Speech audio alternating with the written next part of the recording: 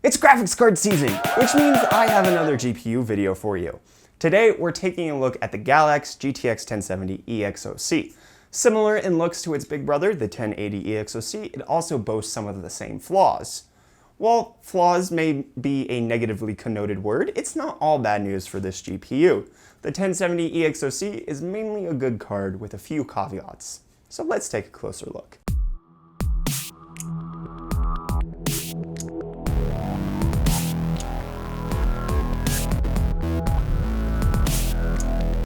First up, overview time. The Galax 1070 EXOC has the 1070 standard 1920 CUDA cores with a base clock of 1594 MHz, a boost clock of 1784, 8GB of GDDR5 VRAM clocked at roughly 8 GHz on its 256-bit memory bus for a total memory bandwidth of 256 GB per second. Thanks to GPU boost in actual gaming sessions, this 1070 varied from 1936 MHz up to 2 GHz, with it settling usually somewhere in the middle of that range. As previously alluded to, the 1070 EXOC sports the same black aluminum shroud as the 1080 EXOC, with a design on the end resembling the crown Galax uses on the Hall of Fame cards. There's also the nondescript backplate, as well as the RGB GeForce GTX logo on the side and red LEDs on the fans that refuse to turn off. Speaking of the fans, not only do the LEDs never turn off, the fans never do either. In fact, what?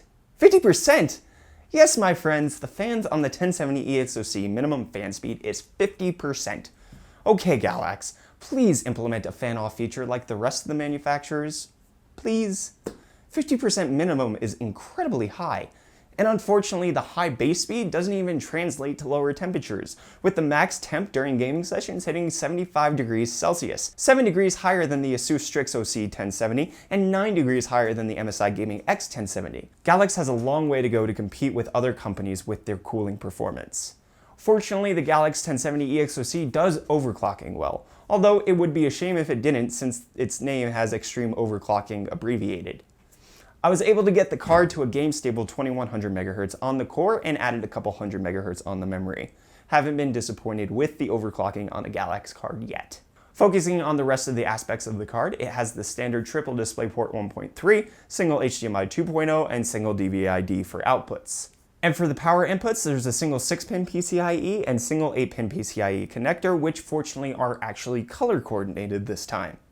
Benchmark-wise, while the Galax 1070 EXOC may suffer in other areas, its performance is incredibly respectable.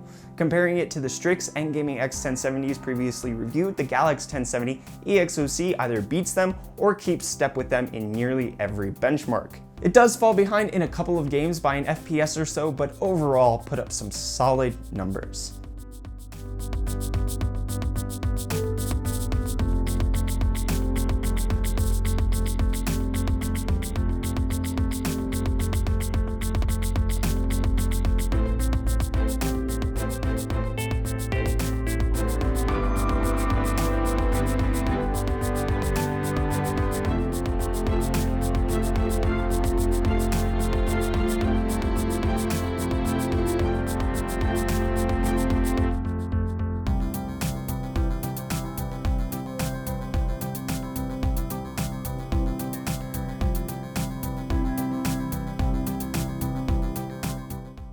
In terms of value, thanks to its admirable performance, the Galax 1070 EXOC mops the floor with the other two cards, both here in South Africa but also in the US.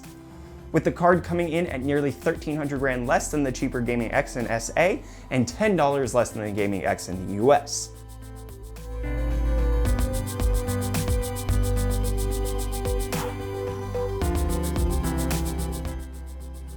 So far, it looks like the Galax 1070 EXOC is the clear winner in the 1070 race, at least amongst cards that I've tested. Its lower price does mean you'll sacrifice on a few things, such as the ability to turn LEDs off and some extra ambient noise, but thankfully its performance doesn't appear to be one of those compromises. Combine that with the EXOC's better than average overclock, and I don't see much reason to look at the ASUS and MSI cards based on FPS alone. However, if you care at all about having a fan-off feature or appreciate well-implemented RGB LEDs, then the Galax isn't a clear-cut victor. However, if you just want solid 1440p performance at max details, then the Galax 1070 EXOC is an obvious choice, at least at this price point. And with that conclusion, I'd like to thank Wootware for sending the Galax 1070 EXOC over for review. If you're looking to pick up a new 1070 or other components, Wootware has you covered with a wide variety of products as well as exclusives to South Africa, such as the Galax and Zotac lineups. Their prices, as previously shown, are fantastic, and their customer support team always works hard to make sure you walk away with what's best for you. Or click away, rather, since they're an e-retailer. But regardless, if you're in South Africa, head on over to wootware.co.za to woot up your system. The link is in the video description. So you can like this video if you found it helpful at all. Dislike it if you disagree with me or my conclusions. Let me know down in the comments if you prefer to get some flash and razzle-dazzle with your GPUs, or if you're simply looking for the best price to performance card whenever it is that you upgrade. You can subscribe to stay up to date on all of my tech-related content, and I'll see you guys in the next video. Cheers.